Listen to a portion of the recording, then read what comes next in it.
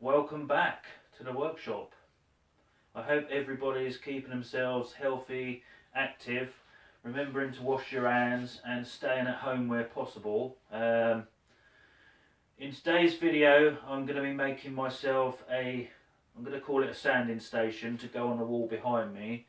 It's basically just going to hold some sanding discs and my random orbital sander and a couple of attachments that go with it. It's going to be nothing special. I haven't actually got a plan or even a sketch of what I'm making. I haven't 100% decided on a design yet, so I'm probably going to be winging it as I go along, pretty much like I do with a lot of things I do. So if you want to see how it turns out, then stick around. So I've got a load of smaller offcuts of MDF. I'm going to try and utilise as much of this as possible, and if I need to, then I can use some of this. So the first thing I'm going to do is cut the two side pieces down to their final width and to the right height.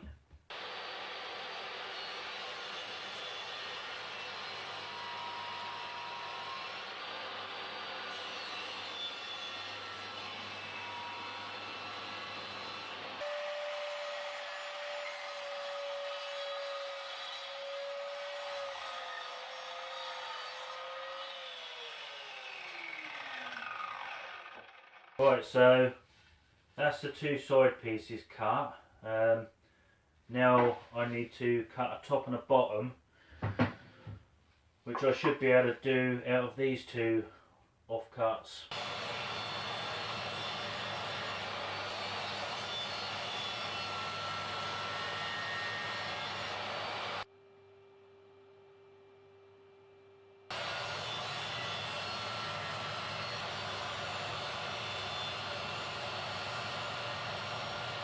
So at the moment we have the world's most amazing rectangle. So I'm going to be putting a back on it. I'm going to use the 18mm MDF. Now the back doesn't need to be that thickness, but I've got it, so I might as well use it. So the back's going to sit within this structure, and I'll probably pocket hole that from the back, then you won't see it. On this side I'm thinking of putting another piece on the side. Now a lot of designs I've seen on YouTube, they tend to just sit the sander on the top. There's nothing wrong with that. I'm not knocking that type of design, but I want mine to kind of hook on and sit something like that. And what I'm thinking, because you've got this bit where the dust box fits to, I'm thinking of putting that on there like that, and then I'm going to attach another piece, so that give that something to sit on,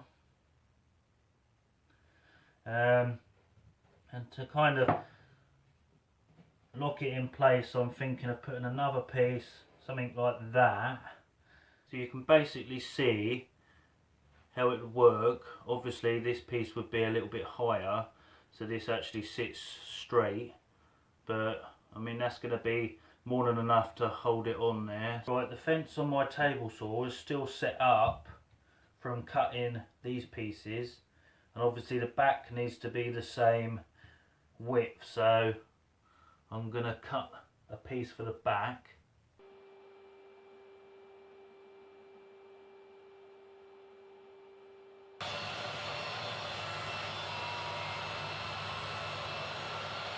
And as luck would have it, the other half of the piece I just cut down for the back, I can use that on the side. I've cut all the pieces. Then it's not fixed together yet. This is basically how it's going to go together. I've got a little piece which is going to go on this one, and I might have to put a piece behind that. that is where this is going to hook over. So the only thing I've got to do now is cut the grooves where the shelves are going to slide in, but I'm only going to go level with the base. So I'm going to mark where the base comes to, and I'm only going to route the groove to where the base, so I'm not going all the way through. I'm probably going to round this corner over just to make it look a bit softer. I've still got to cut the shelves, but I'm not going to do that until I've cut the slots out, because then I can get an exact measurement of the size. And the only other thing I'll have to do is work out what I'm going to round over and what I'm not going to round over, because obviously I don't want it all to look flat on the front.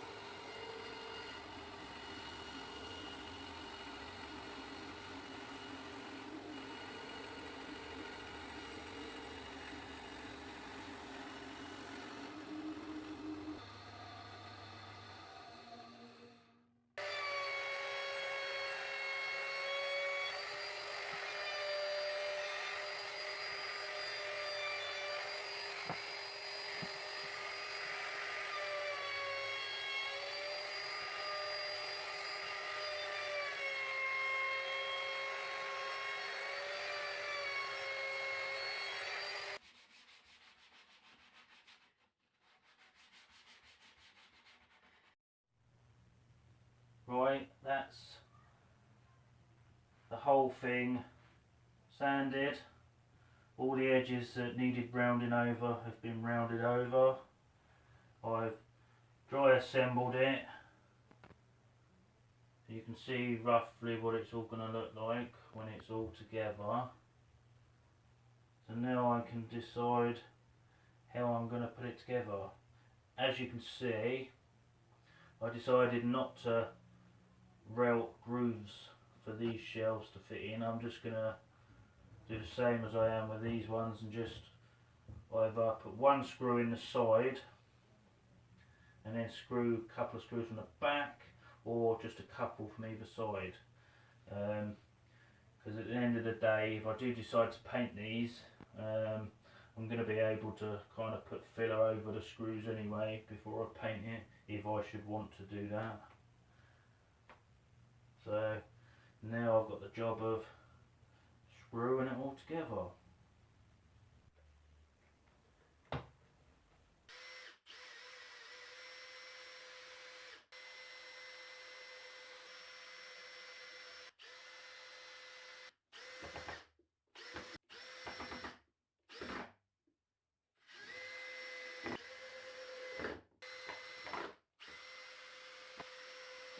Right, so all this side is fixed in place. I've now marked up where these shelves need to go, and I've now got to remove this piece so I can drill through from this side and attach these shelves. Right, so basically I'm just reassembling this part, and obviously I'll put this side in, and the shelves will get one screw on either end of these shelves, and then I will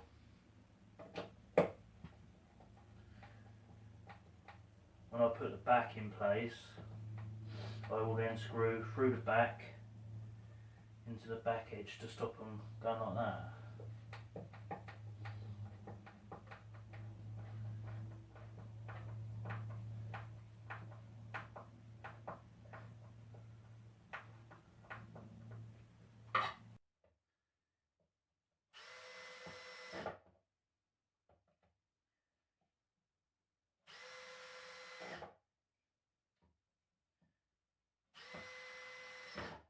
Now, even though I could just glue this back piece in, because it does go in pretty tight,